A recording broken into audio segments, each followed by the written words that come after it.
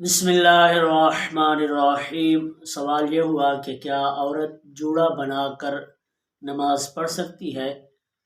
تو بتاتا چلوں، جی ہاں، وہ بالکل نماز پڑھ سکتی ہے۔ اس کے لیے نماز پڑھنا جائز ہے اگر اس نے اپنے سر پر چٹیا سی بنا رکھی ہے یا جوڑا بھی بنا رکھا ہے، بشرطے کہ اس نے اپنے پورے بالوں کو کور کر رکھا ہے، ڈھانپ رکھا ہے، تو اس عورت کے لیے نماز پڑھنا جائز ہے۔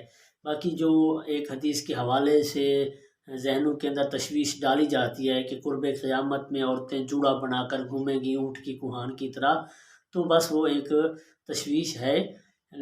ہر ایک نے اپنے مطلب کی بات نکال لی ہے اور لوگوں پر فتوے بنا بنا کر لگا رہے ہیں۔ وہ فحشہ عورت کے لیے تھی۔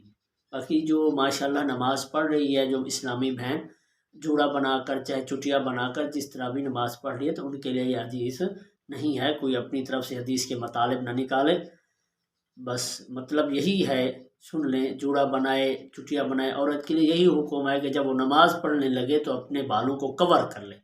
تو اگر جوڑا بنانے میں صحیح کور ہو رہے ہیں تو اس کی نماز ہو جائے گی، وہ تو پردہ کر رہی ہے، اپنے بالوں کو چھپا رہی ہے۔ اللہ تعالیٰ ہر ایک کی نماز کو قبول فرمائے۔